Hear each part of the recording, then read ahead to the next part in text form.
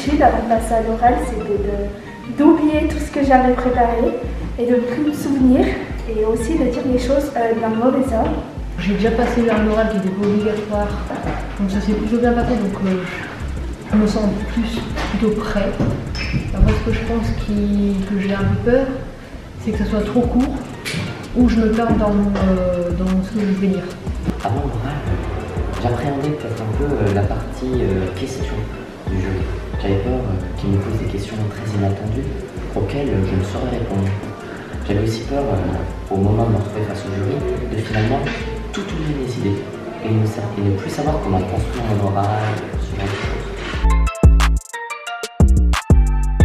Du coup, mon oral s'est très bien passé. La personne avec qui j'étais m'a mis en confiance. Et du coup, j'ai pu être moi-même et bien exprimer ce que j'avais à dire.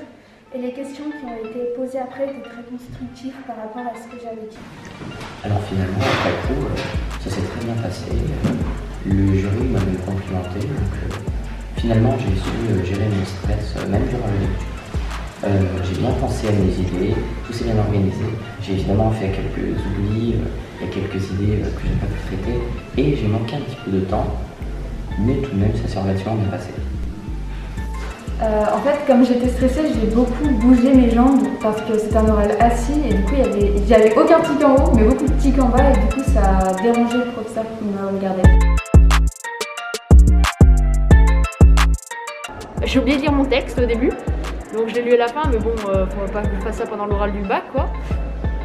Et sinon, plus faire des gestes, tempes, des trucs comme ça.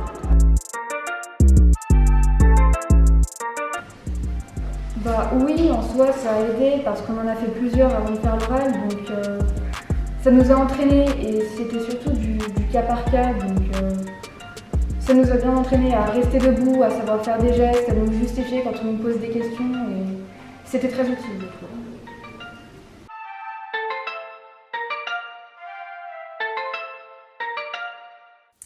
Le thème de cet oral formatif était évidemment lié au français. L'objectif était alors d'allier la pratique de l'oralité et la discipline français.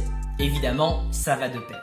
Ainsi, j'ai fait travailler mes élèves sur un texte de Pierre Desproges qui s'intitule « Non aux jeunes ». Un texte un petit peu provocateur, mais qui a pour objectif justement de les faire réfléchir. L'objectif de cet oral formatif était de permettre pour tous les élèves de seconde du pôle de l'oralité d'avoir un premier aperçu de ce que sont les oraux au lycée. L'objectif était également de gagner en confiance en soi, en estime de soi, parce que l'élève se met dans les dispositions qui seront attendues l'année prochaine. Et donc, il anticipe par conséquent les exigences des épreuves orales qu'il ne connaît pour l'instant pas. Il ne se retrouve donc pas face à l'inconnu. Il gagne en confiance en lui, il gagne en compétences et surtout, il apprend de ses erreurs. Il maîtrise petit à petit la posture, le corps, la voix et peut petit à petit travailler encore plus sur le fond, les transitions, l'argumentation, la manière dont il va ordonner son propos. Il effectue également des progrès et se voit progresser lui-même. Il se rend compte, mis en situation, qu'il est capable de réussir déjà un petit oral de français. On se rend compte aussi que les élèves concernés par l'enjeu se sont sentis comme investis et ont ainsi non seulement réalisé un travail conséquent, mais ont pu, je pense, non seulement faire des progrès, mais aussi pour la plupart réussir cette épreuve. Certains, en revanche, sont peut-être tombés dans le piège du par cœur ou dans le piège de l'écriture et ont ainsi vu que ces deux systèmes sont en vérité des pièges et des erreurs. Certes, ils rassurent, mais ils sont de véritables pièges à l'expression orale qui nécessitent une forme de spontanéité, une forme de vécu sur l'instant.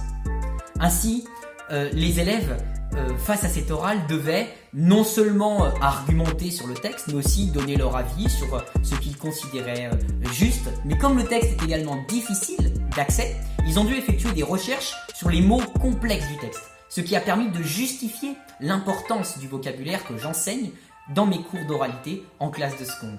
Ainsi, les élèves étaient non seulement préparés à l'épreuve orale qu'ils anticipent, ensuite, ils ont pu également se mettre en situation avec un exposé sur un texte où ils essayaient d'argumenter sur finalement la pensée de Desproges sur les jeunes.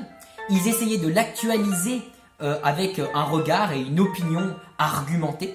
Et enfin, ils avaient également ce travail du vocabulaire, puisque le texte était tout de même difficile d'accès, et cela leur permettait de voir toute l'importance des mots et de leur bonne acquisition par mes élèves. Ainsi, on se rend compte que ce travail de l'oralité, couplé à la discipline française, est bien sûr efficace et utile.